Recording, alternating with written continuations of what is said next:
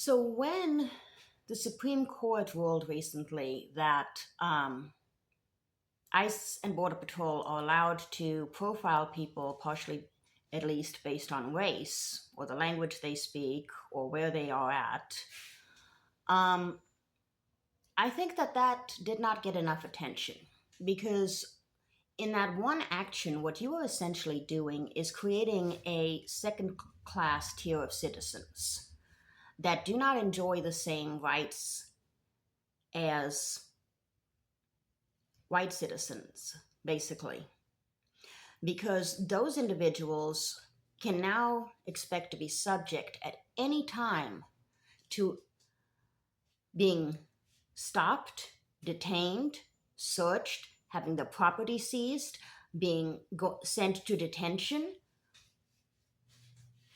having their rights violated in numerous ways. And this isn't just hypothetical. This is something that is happening and has been documented as happening numerous times within the US already under this administration, is that United States citizens have been arrested, detained, sent to detention centers, held for hours to days, many times incommunicado with their own family or lawyers.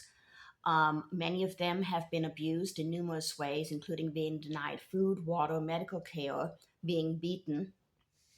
Um, and then when they're released, they have no recourse. Do you think that ICE is going to pay them reparations or damages?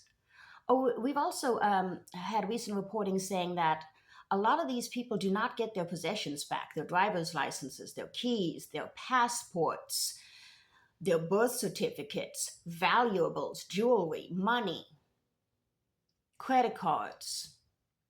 That ICE keeps all of it, it just disappears.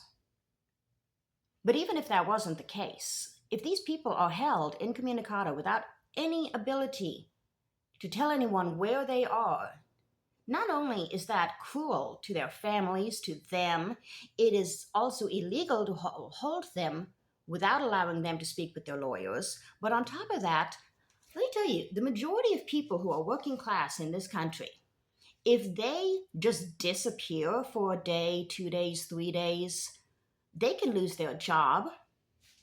I mean, that's a no call, no show. In a lot of working class jobs, one no call, no show will get you fired.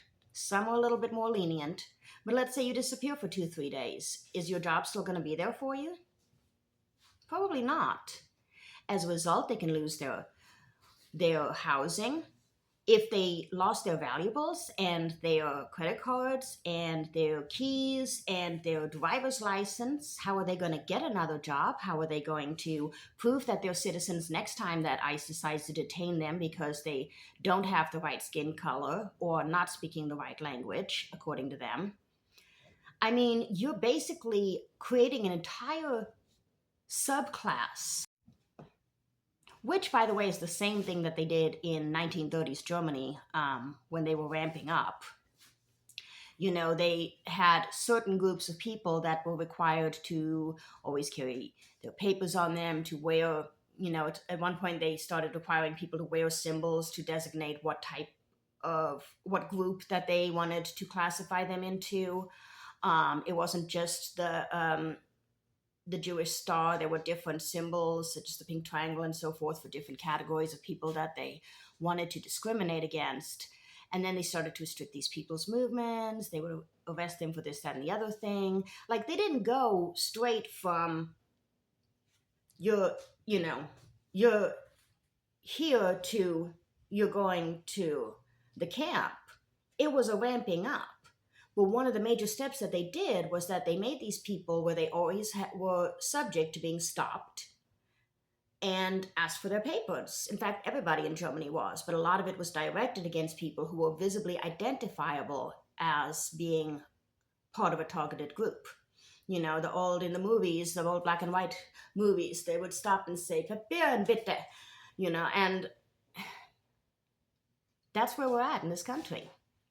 I don't think it gets enough attention that they have already created a two caste system within the United States. One for everybody who looks and sounds the way that they want people to, and then one for everybody else.